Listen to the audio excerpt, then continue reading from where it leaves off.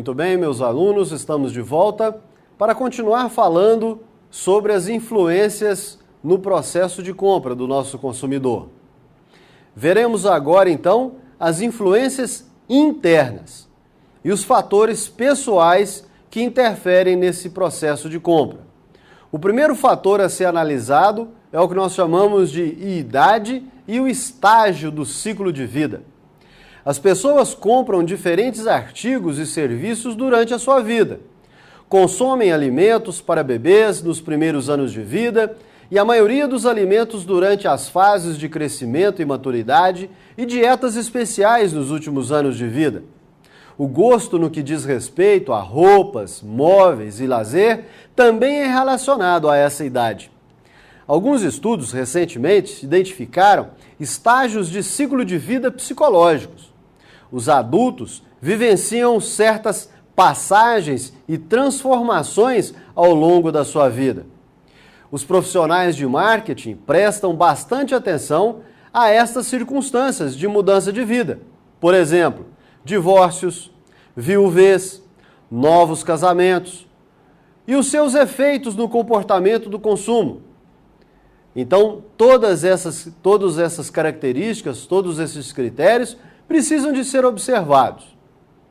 Outro fator é o que nós chamamos de ocupação e circunstâncias econômicas. Um operário comprará roupas de trabalho, sapatos de trabalho e marmitas. Um presidente de empresa comprará ternos caros, passagens de avião, títulos de clubes, exclusivos e ainda barcos luxuosos. Assim, uma empresa pode até se especializar em produtos para certos grupos de ocupação. Empresas de software projetam diferentes produtos para gerentes de marcas, engenheiros, advogados e médicos. A escolha de produto é afetada pela renda disponível, pelas economias, pelos bens, pelos débitos, pela capacidade de endividamento e atitude em relação a gastar versus economizar. Existem hoje no mercado alguns softwares especializados para poder saber e estudar e juntar informações do consumidor justamente para saber exatamente qual é esse ciclo de vida, qual é esse momento pelo qual o consumidor está passando, que são os softwares chamados de, por exemplo, CRM, Customer Relationship Management, ou gerenciamento do relacionamento do consumidor. Estes softwares existem justamente para juntar informações para saber exatamente em que momento de estágio de vida aquele consumidor está, para que seja então direcionado produtos exatamente para dentro daquelas características. Outro fator importante a ser analisado são as personalidades e a autoimagem. Quando usamos um termo personalidade, queremos dizer características psicológicas distintas que levam a reações relativamente coerentes e contínuas no ambiente. É normalmente descrita em termos de características como autoconfiança, domínio, autonomia, submissão, sociabilidade, resistência e adaptabilidade. Por exemplo, uma empresa de computadores descobre que muitos clientes potenciais demonstram grande autoconfiança, domínio e autonomia e cria anúncios que apelem para essas características.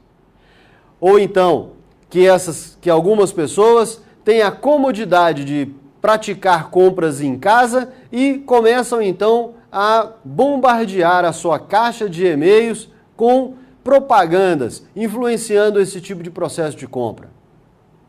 As pessoas desenvolvem um padrão de acordo com os reforços positivos ou negativos que recebem. Por isso, a personalidade, que é um padrão de comportamento estimulado pelo ambiente, é formada e moldada por sua sociedade e ambiente. Relacionada com a personalidade está a autoimagem.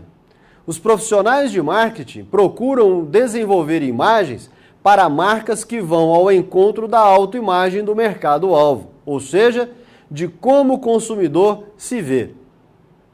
Outro fator importante nós temos é o estilo de vida. Padrão de vida das pessoas expresso por atividades, interesses e opiniões. O estilo de vida representa a pessoa por inteiro, interagindo com o seu ambiente. Psicografia é a ciência da mensuração e categorização do estilo de vida do consumidor. Existe dentro da estratégia de segmentação uma característica, uma fase de segmentação justamente estudando este estilo de vida, essa ciência, a psicografia. Verificamos agora alguns fatores das influências internas do tipo de influências psicológicas. Nós temos, por exemplo, a motivação. Uma pessoa possui muitas necessidades em qualquer momento. Algumas são fisiológicas, do tipo sede, fome, frio, e outras psicológicas, do tipo reconhecimento, estima, integração. Lembram-se da pirâmide de Maslow?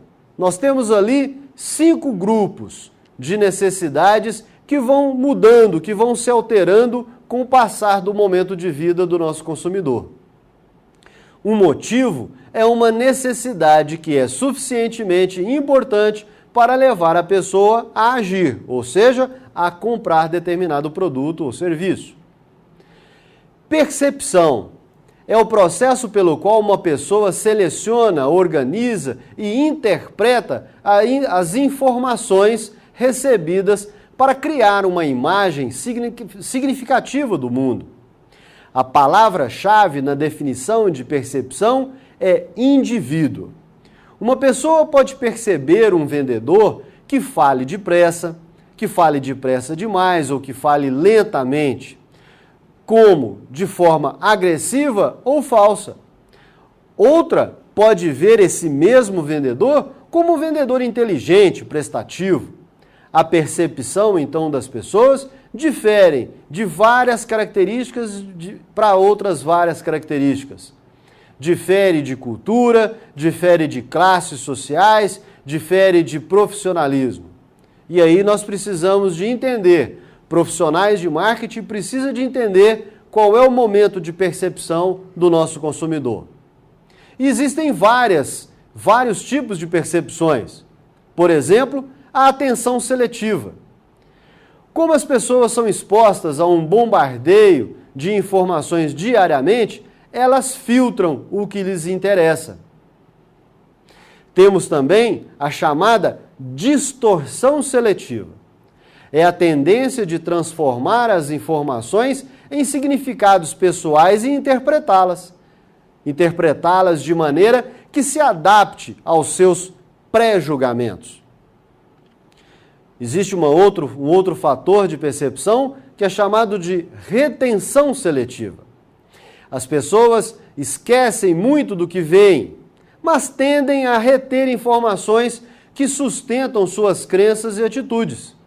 A retenção seletiva explica por que profissionais de marketing usam a dramatização e a repetição ao enviar mensagens aos seus mercados-alvo. Dessa forma, nós vamos criando então condições para que a gente possa entender e descobrir mais do nosso consumidor. Outro fator importante é a aprendizagem. A aprendizagem envolve mudanças no comportamento da pessoa surgidas da experiência. Se você comprar uma moto Honda e sua experiência for recompensadora, quando precisar comprar um carro, pode supor que os da mesma marca também são bons. É o que chamamos de generalização. No caso inverso, quando a experiência é ruim, acontecerá a discriminação. Outro fator importante são as crenças e atitudes. Fazendo e aprendendo, as pessoas adquirem crenças e atitudes que, por sua vez, influenciam seu comportamento de compra. As crenças podem ter como base conhecimento, opinião ou fé. Estabelecem imagens a respeito de marcas e produtos e levam as pessoas a agir de acordo com essas imagens. Atitudes são predisposições aprendidas que permitem ao indivíduo ter uma resposta favorável ou não a um objeto ou classe de objetos. E aí agora então entramos no que nós chamamos de papéis do comprador. Muitas vezes parece fácil identificar um comprador de um produto.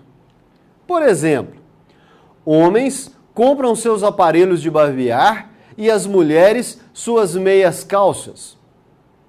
Mas um fabricante de tintas pode descobrir que 60% das decisões sobre a marca de tinta para pintar a casa são tomadas pelas mulheres. Percebem? O papel do comprador é extremamente importante nesse processo. E é importante também sabermos de algumas estatísticas no momento de interferência ou de influência no processo de compra. Quais seriam, então, os personagens na decisão de compra? Vamos ver? Nós temos um personagem que se chama o iniciador da compra. Quem é este personagem? A pessoa que sugere a compra de um produto ou serviço. Por exemplo, no momento da escola, os pais determinam então, ou os professores determinam então, a lista de mercadorias, de produtos que o aluno deverá comprar para então frequentar aquele ano letivo. Quem seria o iniciador no processo de compra neste exemplo? Os pais, a criança ou os professores?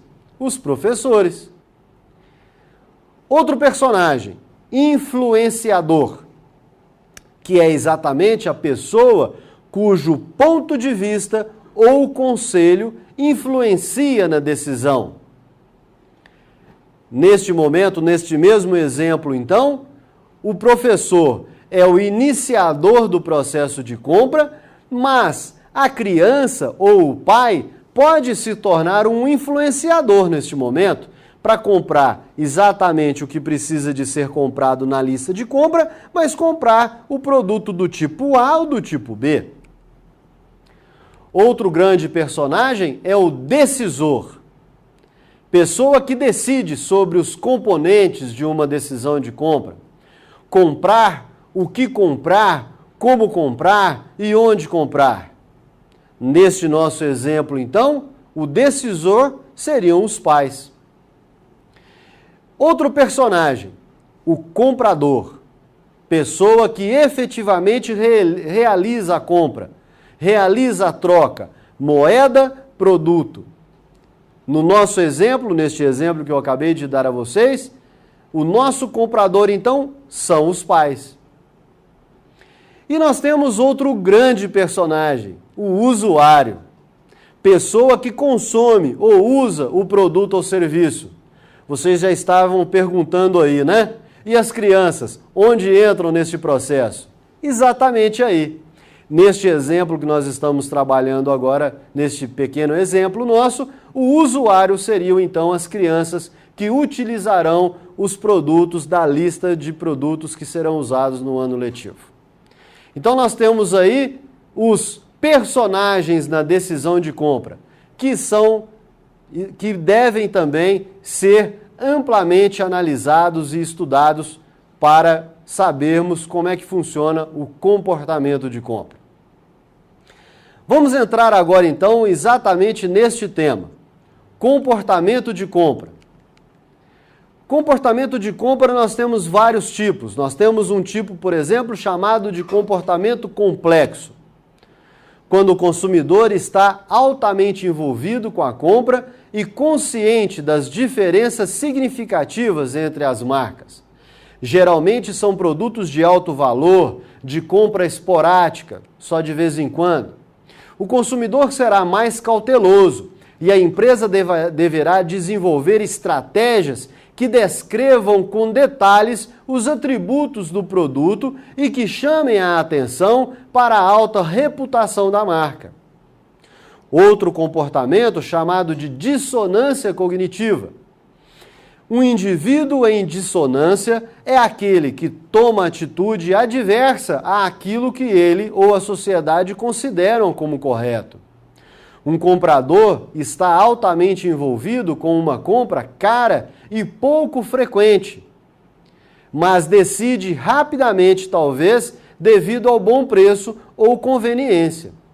No entanto, após a compra, pode perceber aspectos negativos ou ouvir coisas favoráveis sobre outras marcas. Ele primeiro agiu, depois teve suas crenças influenciadas. Nessa situação, a comunicação da empresa deve fornecer crenças e atitudes que ajudem o consumidor a se sentir bem com relação à escolha daquela marca. Outro comportamento de compra é o chamado comportamento de compra habitual. Quando existe baixo envolvimento e ausência de diferenças significativas entre as marcas, como comprar sal ou açúcar, por exemplo. O comprador não fica procurando informações e avaliações, recebe passivamente as informações das propagandas. Geralmente, as estratégias para estes produtos envolvem promoções de preços e de vendas para estimular o consumidor a experimentar o produto. Pode-se também tentar aumentar o grau de envolvimento com a compra, como quando um fabricante de creme dental insere um componente eficaz na prevenção de cáries, por exemplo, ou a adição de vitaminas em uma bebida. Outro comportamento de compra a ser analisado é o de busca de variedades. Há baixo envolvimento com a compra, mas com diferenças significativas de marca. O consumidor tem algumas crenças sobre bolachas, escolhe uma marca sem muita avaliação e a avalia durante o consumo. Da próxima vez, pode escolher outra marca, simplesmente porque quer provar um novo sabor. A troca de marcas ocorre mais pela variedade do que pela insatisfação. O líder em vendas de bolachas poderá defender a sua marca dominando o espaço na prateleira, evitando a falta do produto e investindo em propaganda. Os concorrentes contra-atacarão, oferecendo preços mais baixos, cupons de sorteio, amostras grátis e anúncios com o argumento de se experimentar algo novo.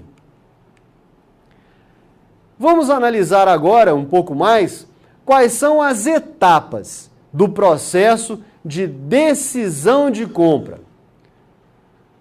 A primeira etapa no processo de decisão de compra, então, é o que nós chamamos de reconhecimento das necessidades. O comprador reconhece uma necessidade que pode ser provocada por estímulos internos. Por exemplo, fome, sede, calor, ou externos. Vê na TV um determinado anúncio sobre um novo sorvete. Por meio da coleta de informações junto a vários consumidores, os profissionais de marketing identificam os estímulos mais frequentes em cada categoria de produtos e desenvolvem as estratégias que provoquem o interesse dos consumidores. A segunda etapa nós chamamos de busca de informações. Há dois níveis de interesse. O estado de busca mais moderado é dominado a atenção elevada. Nesse nível, a pessoa é mais receptiva a informações sobre um determinado produto. Outro nível é a busca ativa de informações, em que a pessoa procura literatura a respeito, telefona para amigos, visita lojas para saber mais sobre determinado produto, entra na internet, vasculha de todas as formas para que ele possa ter o maior número de informações possíveis. As fontes de informações do consumidor podem ser várias. Pessoais, por exemplo, amigos, família, vizinhos, conhecidos. comerciais como propagandas, vendedores, embalagens, mostruários, públicas, meios de comunicação de massa, organizações de consumo e até experimentais, manuseio, exame, uso do produto. Dessa forma, ele consegue saber e buscar e saber o maior número de informações possíveis. A nossa terceira etapa é a avaliação de alternativas. O consumidor busca benefícios ao comprar um determinado produto. Assim, avalie os atributos que tragam esses benefícios. Os atributos variam de acordo com o produto. A marca que apresentar os melhores atributos na ordem de prioridade da pessoa provavelmente será, então, aquela escolhida. A nossa quarta etapa no processo de decisão de compra é a decisão propriamente dita. Dois fatores podem interferir entre a avaliação de alternativas. O primeiro é a atitude dos outros. Uma pessoa muito próxima do consumidor e que tem percepção a respeito de um produto pode influenciá-lo. Outro fator está nas situações imprevistas. O cliente pode perder o emprego, outras compras podem se tornar mais urgentes ou o vendedor pode desagradá-lo. E a nossa quinta etapa do comportamento de compra é o comportamento pós-compra. Obviamente, o trabalho de marketing não se encerra definitivamente quando o produto é comprado. Deve-se monitorar a satisfação, as ações, a utilização em relação ao produto depois de efetuada a compra. Isto vai influenciar efetivamente a decisão do consumidor de usar novamente o produto e fazer propaganda boca a boca, ou então nas redes sociais, bem como ajudar a empresa a melhorar o produto ou serviço e descobrir novos usos para estes. Muito bem, espero que eu possa ter passado para vocês as várias estratégias e as várias questões e fatores a serem analisados no momento de influenciar, interferir o consumidor no seu processo de compra. E fica uma dica, fica uma frase para que vocês possam refletir. O mais importante é prever onde os clientes estão indo e chegar lá primeiro. Até breve.